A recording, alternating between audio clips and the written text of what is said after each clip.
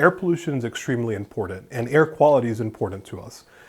However, one thing that I've noticed in the work that we've done is that not a lot of places have more than one air quality monitor. And I think that's a problem. I think, we would never settle for one ambulance in a county or one police officer in a county. I don't think we'd settle for one cell tower in a county, but we're okay with having one air quality monitor. And I think that's something we should all think about. So my name is Nelson Roque. I'm an assistant professor at Penn State in Human Development and Family Studies. Part of what we study in the Einstein Aging Study is person-specific air. We know that the air quality can be bad on wildfire days like today. We know that the air can be bad at a city level, but what we really care about is people. So our study essentially measures people in the Bronx, New York.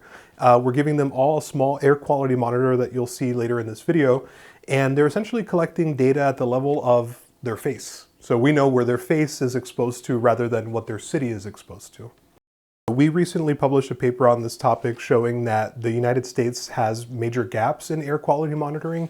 And so when you're looking at this number from the app, whether it be iOS or Android or some other app you use for weather, this app is essentially giving you an underestimate. It's going to be based on 1 or 2 or maybe 3 sensors in your county. And we're going to expect to know everything about you from what we know about your county. And you might live very far from that sensor. You might live very close to that sensor, and those things are going to impact the value that we have for you.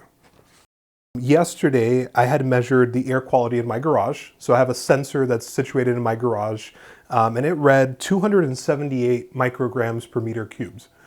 That might be a big number objectively, but it's also somewhere around 20 times the EPA threshold. So this is a very big number, and if I compared it to the day before, that number was 66. And so we're looking at these kind of very high values, and these values are out of alignment with what the EPA shows. So my garage read 278 yesterday, and the EPA had about 100. So we have about double the amount of exposure at the level of me, not my county. And the most important thing to recognize is that the number can keep going up. So in some places during this wildfire, we saw values upwards of 500. And so it's important to realize that if we were to take that score and put it on a scale of 0 to 100, all of these values are really high and they're bad. And so part of what should hopefully help inform you to do is to make informed decisions about being outdoors. So one recommendation could be that when people see these values in the media and the news and their weather apps, they essentially decide to stay indoors or to find ways to bring those exercise activities indoors.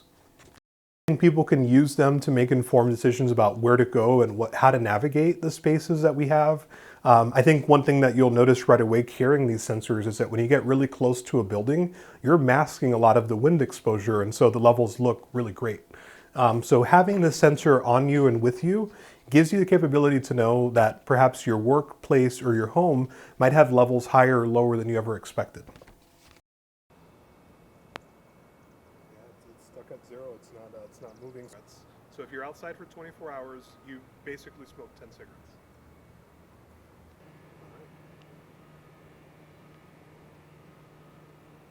The sensor this morning, so I don't have yesterday's data in here, but I can show you that from the other app. There we go. Yeah. So it syncs at an interval about like every 1 minute. And I think I have PM syncing a little bit faster.